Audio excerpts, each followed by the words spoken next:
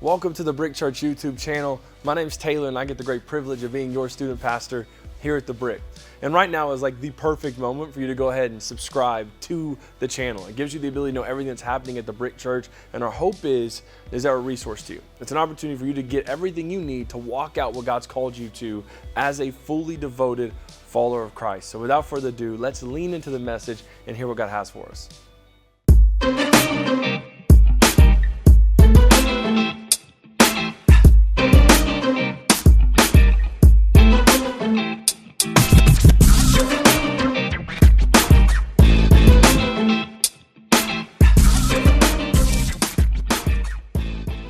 We're going to get into this. If we hadn't had a chance to meet yet, my name is Ryan, and I get the privilege of being your pastor here. And I'm looking like I'm going back to school with my backpack up here, but I need it for a little bit later, so I'm going to do my best, just kind of keep it where it's at. But, today is what we call a standalone message. Next week, we're starting a series that I think is going to be crucial. I think God's really going to use it for us as a church going in, not just the back to school season, but just the next season of who we are. But today is a one and done. And I was processing with God. I was like, God, what do you want me to say? And I hope that I kind of landed in the heart of God and what he wants to talk about. And so today, the title of my message is Heart of the House. And I want to take a few moments today and just really just sell who we are as a church, really talk about who we are as a church and what we do and why we do what we do. And hopefully when we get done, we'll love our church even more. Or maybe if you're on the sidelines or you're processing that this is the place for you, maybe something gets said today will help you be able to make the decision if this is your place right fast. But before we do that, before we talk about what we do as the church, as the Brick, I think it'd be cool if we painted a picture of what the church as a whole is doing right now, the whole church.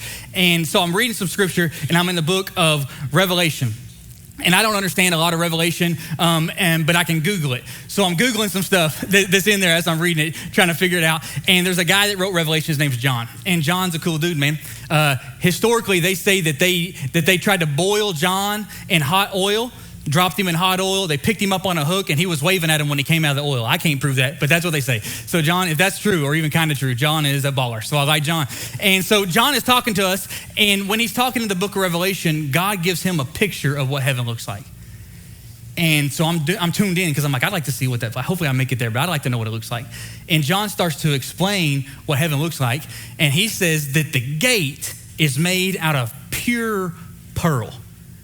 I was like, oh man, how cool would that be to actually see? I don't mean it's bedazzled in pearl. I mean it's pure pearl. It's an actual pearl gate. And John talks about that when we get past this life, and if we've been faithful Christ followers, we get to walk through that gate. So there's a gate right there made of pure pearl. And then I want to get in today and talk about actually another gate and talking about how as a church we actually live between two gates. So let's jump in to Matthew 16, 17 through 19, chapter 16. Just Jesus talking. He said to him, "Blessed are you, Simon Bar-Jonah, because flesh and blood did not reveal this to you, but my Father who is in heaven. I also say to you that you are Peter, and upon this rock I will build my church, and the gates of Hades will not overpower it. And the gates of Hades will not overpower it. I will give you the keys of the kingdom of heaven, and whatever you bind on earth shall be bound in heaven, and whatever you loose on earth shall have been loosed in heaven." John talks about these pearly gates that are on this side of our life, and Jesus is talking about another set of gates. He calls them the gates of Hades, or we could say the gates of hell. And on this side is anyone who lives in darkness that doesn't know Jesus Christ on these gates. And on this side is our hope. And as the church, we live in between two gates. We live in between the pearly gates, and we live into the gates that we've been called out of by the grace and majesty, the grace of Jesus Christ, called us out of darkness into light. And in between the two gates is what we call our call. That's where we live. This is our hope on this side of the gates. In the middle is our call, and that's what we were against. That was the thing that we were called out of. So darkness, call, and then this is our hope right here. No one over here. I'm going to preach over here. I don't know for sure, but I'm going to go right over here and see if it lands any better. What I'm saying is that where we live is we live in what God has called us to do. The way that you were built, the way you were made, the uniqueness, I'll come back. But the uniqueness of what God did in our life, if we've been called out of darkness, outside of these gates, now we are living in the hope. That's where the church is. And what our job is that we want to empty everything on this side of the gate, and we want to overpopulate this side of the gate. And as a church as a whole, that's what we want to do. We want to live in such a way to where is that a clap? Thank you so much. much for that. I was wondering, like, I'm up here sweating and stuff. You know what I'm saying? It's 2 minutes into this bad boy. But his backpack's heavy. Sorry. But we want to call people out of darkness. We want to get them in the light, and we want to live our life in such a way and fulfill the call of God our life on such a way to where we prove that there is a hope that is heaven. There is something on the other side of the pearly gates, but there is also more to life than just to live behind these gates over here. The church as a whole, that's what we've been called to do. Like, that's what we've been called to do. And more specifically, like, how would we say that here at The Brick? Like, it would be cool that if someone walked in and we were explaining our mission as a church and we're like, you know what? There's 2 gates, and there's things going on this side and there's things going on that side, and we want to live in such a way to where you don't want to live over there, but you want to live over here. But that's way too much to put on a t-shirt. So as a church, we actually have a mission, and here's how we say it at The Brick, is that we want to lead people to become fully devoted followers of Christ. That's our mission. That's the heart of the house here at The Brick. And this mission I broke down in like 4 parts for me. I just want to break them down for you right fast.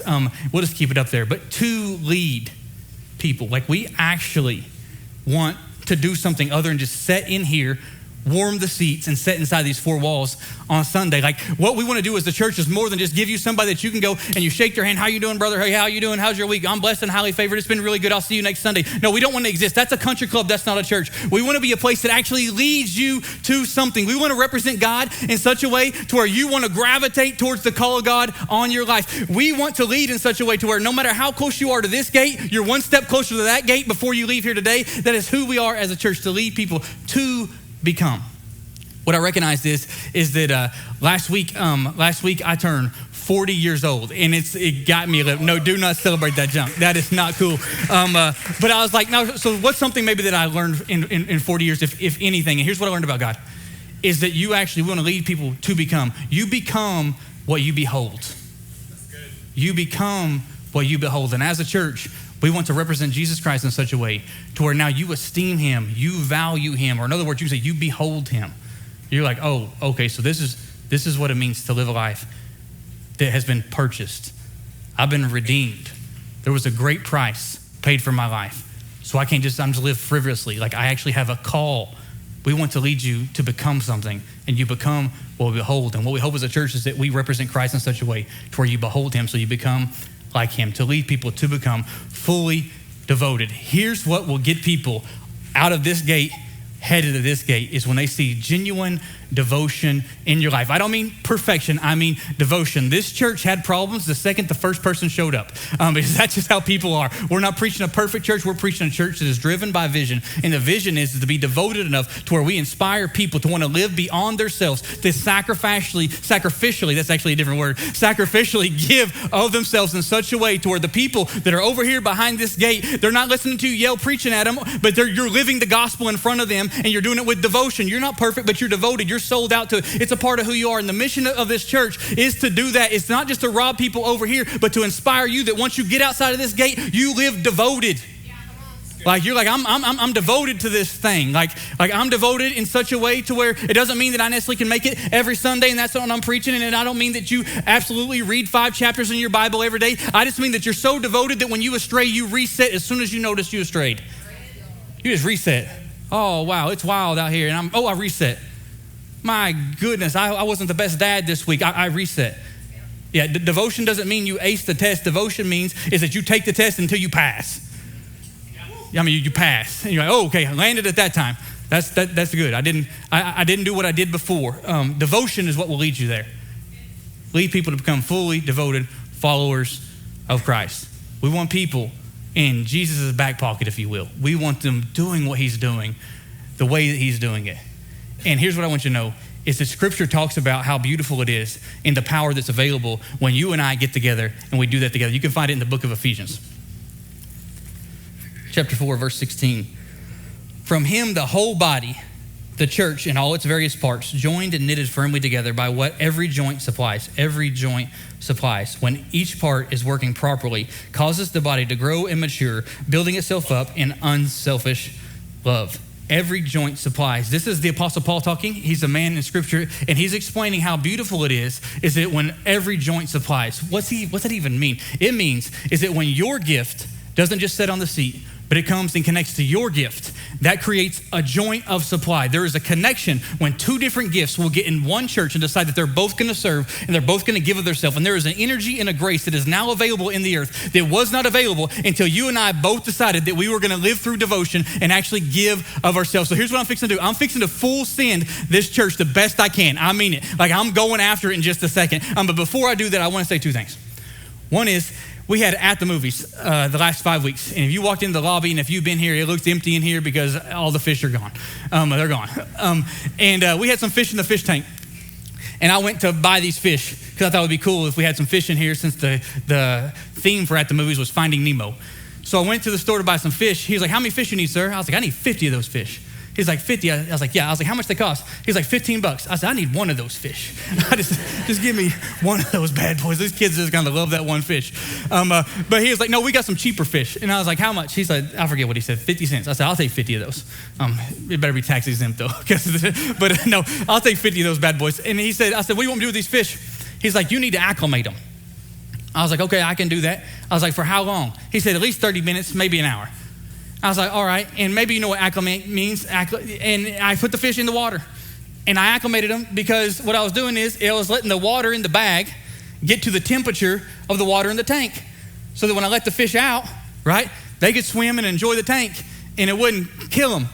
And before I full send, what I think God wants to do in your family through this church and with this church, I want to say is that if you are in a series of acclimation to where it is just time for you to check the temperature, and you're just in here and you're getting your bearings back. Maybe your last stop wasn't a good stop. Maybe there's some things going on and you need to get some healing in your life. And if you're in here and that's the season you are in, unashamedly own that. Acclimate. This is the best place you can do that. Don't let anything I'm about to push put you in a spot to where you feel nudged out of that acclimation season.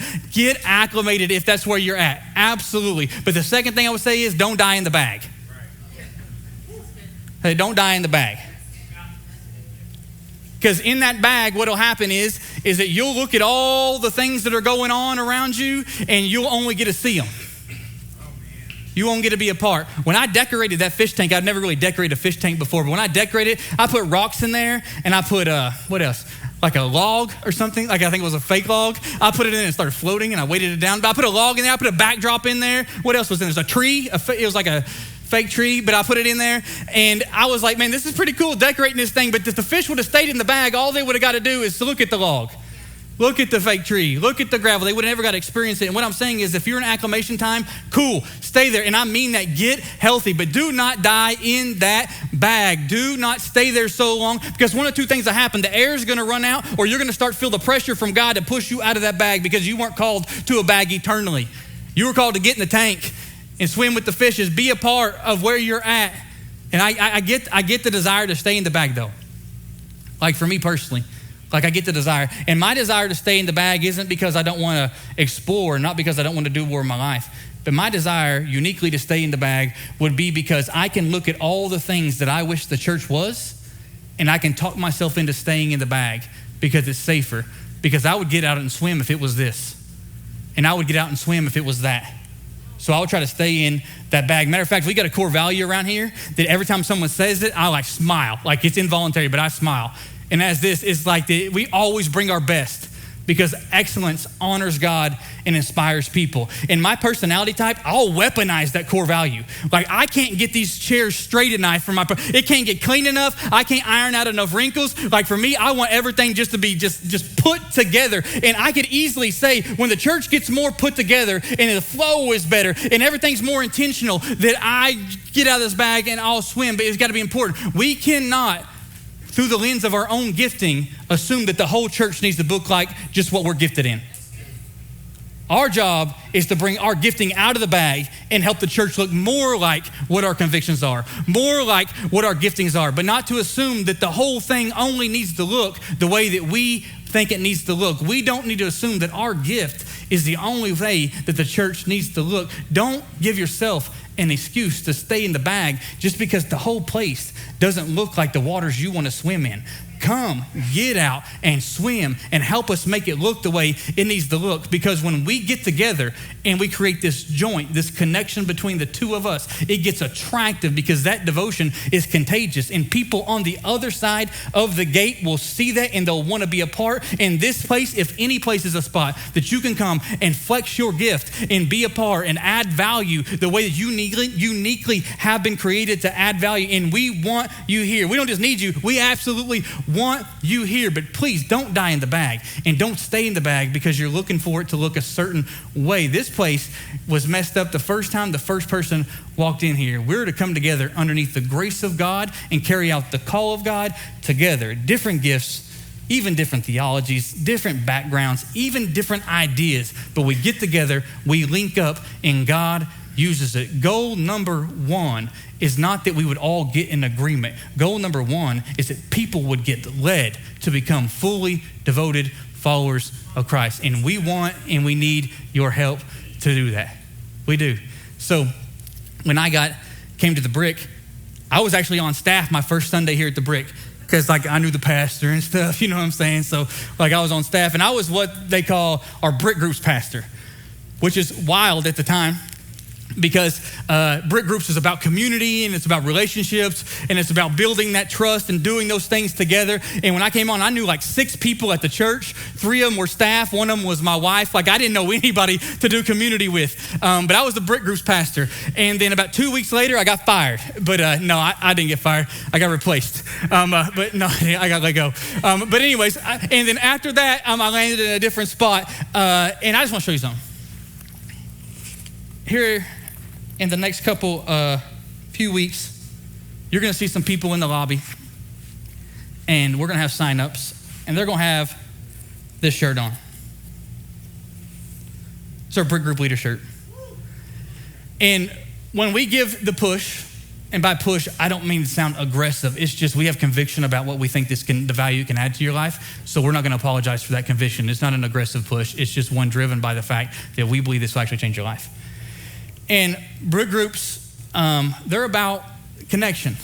And we got a lot of different ones, man. We got some that you can gather and you can talk through some things that happened in your life before. You can get together, you can do crafts, you can get together, you can talk theology. I mean, you can be in here on Sunday morning singing, I trust in God, my Savior. That sound like Trev? Anyways, the one. And then later on that afternoon, you can play playing volleyball and you can spike that same person right in the head with a volleyball. Brick Groups, there's a lot. Yeah, you can do that. That's actually my favorite Brick Group. But you can be a part of different things. And the reason we offer a lot of different things is not just because we want to stay busy. I don't want to stay any busier than I am, and the people on this church don't have to get any busier than they are. The reason we offer it is because to be fully devoted, we feel convicted as a church to give you an opportunity to connect in a way that Christ has called us all to connect, and that's not on an island. I would love it. I'm being honest with you. I love people, for real. I really do, but I also love being alone.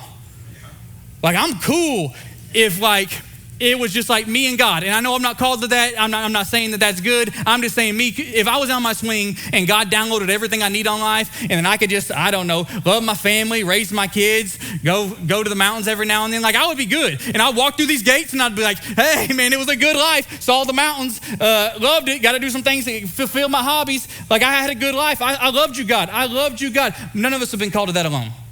That's a part of it. We've all been called to community. And as a church, we're extremely convicted to offer that community. Matter of fact, this fall, we're going to push it. And a few things might happen. When you see these shirts and you hear about it, you might be like, you know what? I love Brick Groups. They made a difference in my life. I'm definitely going back. I've been a part of one. There we are. The second thing that might happen is you might have some questions. We want to hear them. We would love to be a part of those questions, get you some answers to help you find your community here at the Brick. And the last thing you might do is you might walk out those doors so fast, duck your head, and hope nobody sees you. And I've done that before. Yeah, I'm talking about walk fast, just to mind my own business. I'm in, pay my tithes, sang my song, said 2 amens during the sermon. I'm out. Rib crib is calling. You know what I'm saying? I don't know if that's your thing, but I'm going there today. But I've been that person. And you know why I've been that person? Because I don't really jive with that sometimes. Because I'll be like, God, it don't take all that community stuff. It don't take all that. And I just put it right back in the bag. I'm good. Here we are. What was that song again? Trust in God. There we are. And then I'm out. And as a church, we unapologetically want to tell you the truth, that you've been called to more than that. That there is more that you've been called to. And you experience that more when two parts come together in a joint, and it creates a grace for you to live in. When you connect with other Christ followers. And then maybe you pull it out and you're like, you know what? Nah, I don't know. I'm trying to do it. But God, you know what? I'm not opening it up to nobody. Like I'm not open, like nobody's going to know. I'm going to put this in here because the last time I did, I got hurt. And then God's talking back and he said, if you'd quit hiding that thing, I'd heal it. And I'm like, oh, okay. So here you go. This fall, Brick Groups, we're going to have sign-ups. We'd love to have you there. Next thing is that when I got fired from that job, I got hired as the host team pastor. And you see all these red shirts in here. Any red shirts? Can y'all get some love for yourself? Anybody? Yeah, kinda. All right, yeah. But I was a host team pastor. And we say it around the host team is that what our job is to do is that we want to help you feel like not just the presence of God, but feel welcome, feel at home. And we say from the streets to the seats. And it's kind of catchy. It's kind of cool. From the streets to the seats. Now, if somebody cut you off in the parking lot, that is not our job. Like that's not the host team. Do not hate us. That's not our fault. But from the streets to the seats. And what we do then and what we do, I did that job for 2 years and they got fired from that as well. No, I didn't. I got replaced. No, I got let go. But what we do is we want to create an atmosphere for you to come in and all the walls that would normally be in your life when you walk into a church, for them to get a little lower. And they need to get lower so that you can see Jesus clearer. Because if those walls get lower and you get a real view of who he is, then you would have the courage to take the steps and what we believe as a church. I mean, the first time I came here to the Brick, I got 15 high fives. I'm not playing like it's a high five and high five. We're so happy you're here, high five. I went through 3 bottles of Germex before I got in here. It's like, oh my gosh, are y'all kidding me? No, but what we're trying to do is we're trying to create an atmosphere to where you haven't decided how you feel about God standing on this side of this gate before you've ever even heard the first verse of the first song. We want to create an atmosphere for you to feel welcome. And I don't know, man, I think maybe red's your color. Maybe it is. And if you feel called to that today, what I'm saying is as a church, we would love to put you in one of these bad boys. We would love to. We might be at, I think, all we have is small sizes left, but we will get you a shirt, man. We'll make you a shirt. No, we want you to be involved. We want you to be a part because we believe you've been called to connect and create a grace and an energy that did not exist until 2 people in God's body connected, and God used that to go and pull people from over here and get them in the call headed towards the pearl. Next thing I want to share, it's hot with 3 shirts on, but the next thing I want to share, super passionate about, here at The Brick, we have something we call Next Gen. And Next Gen just means next generation. And what we mean by that is anyone from like birth to graduating high school would fall in this category. Next generation, next gen. And we're in a season at The Brick to where we're putting more resources and more energy and more thought and more prayer and more planning into that department than we ever have in our life. Because here's what I want you to know about us here at The Brick is that the kids, we're not just doing spiritual babysitting. We're actually trying to instill something into them. A lot of places, the next generation is the replacements. Here, they're the reinforcements. We are training them up and believing for God to raise them up in such a way to where they come and they continue what we believe is unique about this place. We want to raise people up in it so they can go and they can flex their gift and they can make it all that God has called it to be. But we need them, so we are loving them and we are training them. And it starts at birth. And what I'm saying is maybe this shirt right here might look good on you. You like black, little pink? I don't know, guys. Some of y'all might look good in pink. I don't know for sure. But Brick Kids, we're saying is that as a church, we're pumping as much energy as we can to this, again, because we don't believe there are replacements. We believe there are reinforcements. They're coming alongside of us and completing the call of God in life. And I want to be completely transparent. I've got 2 kids in Switch and I've got 1 in Brick Kids. And if I wasn't a part of a church, I don't care that I'm on staff or not, but if I wasn't a part of a church that I believe was intentional about the way that with all the stuff going on in the world and all the distractions and all the voices that were intentional about creating a safe place where not only the presence of God be, but where kids could ask questions and it would come alongside of me and my family and echo what they're hearing at home. Here, I don't know if you've heard that, but I'll say something to my son 10 times. He'll hear it one time here and he'll repeat repeat it to me like he's never heard it in his life. Like, just, oh, Dad, did you know this? Like, oh, really? I didn't know. But that's what I'm saying. To have a place that would echo the values that my family has and do it on a Sunday, if it wasn't in line with that, I would leave today. I mean, I would find somewhere else because I can find the things I need from God. Me and my wife, we could do it on our own, but if it's not getting pumped life into my kids, I don't want to be a part of it. And here at the Brick Church, we're doing it at a level that we never have done it before. We are ramping it up because the first one that gets to their heart is the one that gets them. And we want to have kids that are on this side of the gate that are wondering what it looks like to serve Christ. And they're going to find somebody in that room that's not overqualified. And you say, I can't relate. You can relate because the Spirit of God lives on the inside of you. You can relate because the Holy Spirit is walking with you. And when these kids see the love of God, we want to get them in their call as fast as we can. And we want them to head towards these gates and never look back. And never look back. They're reinforcements, man.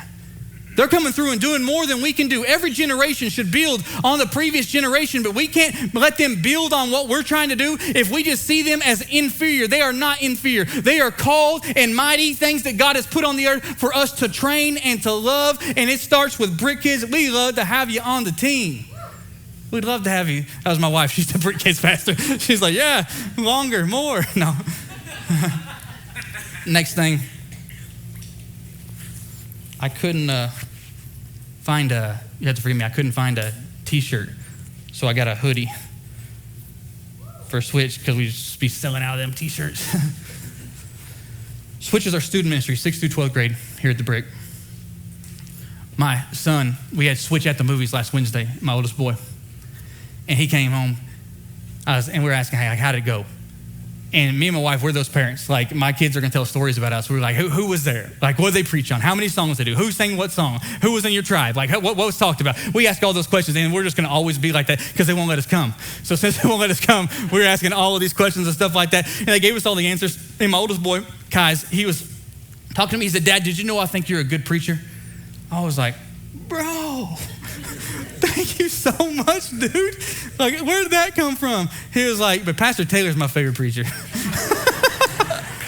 I was like, oh, I see where you're leading. But no, that's what I absolutely, as an individual, as a dad, that's what I want. I want my kids to be a part of a place to where they feel connected, they feel the presence of God. I don't mean just to where they're getting gospel information to make their brain stretch. I mean actually where there's an atmosphere where they feel like as an individual, they can connect with the goodness and presence of God, and there's a safe place to where people are around them that are training them up and instilling the same things they're hearing from home in them. If it wasn't like that, I would bounce, but I'm saying it is like that. Next Gen is huge here at the Brick, and we would love for you in any capacity to be a part, whether it be in Brick Kids, whether it be in Switch. We've got a sign-up sheet in the lobby. We're believing for like 43 more volunteers before we get started, and we've already got 50-something. How come we're doing that? Because that's how many kids God is sending. We don't just want them just to make the air, make it hotter in here. We want them because we need them, because God is sending students. Why is he sending students? Because the church has decided that it would lead people to become fully devoted followers of Christ. And my charge to you today is stay in the bag as long as you need to, but when it's time to get out of the bag. Do not die in the bag. Be a part of what God is doing where you're at. And anything you see that is not being done that you wish the church did, connect with somebody and you come and be the change that we need. We can only do so much without you. We need you to connect at a joint and create a supply of ministry that people in this community absolutely need. God put you here because he needed you here. He wants to use you here. And what I'm saying is there's a spot for you to be used here. And if it's somewhere else, we've got more places that you can serve. I just didn't have any more room in this bag. Like, we got other places, and none of this is you. We'll find it. Connect with us. Take a faithful step. Open the bag. Come out and find out that the water is not perfect, but it's fine. Connect with us. Let us find a place that you can add value here at the Brick. And I say it with conviction, and I know that I get excited, and I don't apologize for that, because this place has been a place that has made an impact on my family. And since it's made a positive impact on my family, I will represent it with every ounce of energy that I have and tell you with conviction and unapologetically that it wants to be the same place. It will change your life when you get out and you become the church. When you decide that I'm no longer going to sit idle, but I'm going to lead my family well, they're going to see us give sacrificially. I don't mean just money, I mean your life. Yeah, this is where I'm plugging in. This is what I'm doing. I'm going to be the type of person that makes a difference. We've got a lot of momentum. We've got a lot of good things that are happening. And they're not happening because of the way we preach sermons. They're not happening because of the way we sing songs. They're happening because there are people that have decided to connect. And God is honoring that, and God is blessing that. The church here at The Brick has mobilized, and we're asking you to be a part. We love gathering on Sundays, but we haven't just been called to Sundays. We've been called to affect in a community. We've been called to have a great impact, I'll say it like that, on a community. And we would love for you to link up with us. Well, what are we gonna do when we link up? We are going to lead people to become fully devoted followers of Christ. Would you bow your heads this morning? We are so excited that you're here today. If you heard that message and you feel like God's calling you to take the next step of trusting your life to Him, then what we would love for you to do is text the phrase, "I have decided." And what it does, it lets us know we can reach out to you so that we can help you understand that this is not a life you've been called to walk alone, but there's a community here at TheBrick.Church that wants to walk alongside you as you become everything that God has called you to be. And again, we want to say thank you so much. Thank you for tuning in. Thank you for sharing. Thank you for subscribing to the channel. It's allowing us to take this message so much more than just 4 walls, but to the world. And if you're really passionate about being a part of that and you want to give to us financially to partner with what God's doing at TheBrick.Church, then what you can do is you can text the phone number on the screen. And that's going to link you to a credit card, a debit card, or a bank account, but however you give. As a church, we say thank you so much. There are lives all over the world that are different because of what you are a part of here today. And we love you so much. We hope you have a beautiful week, and we can't wait to see you next time.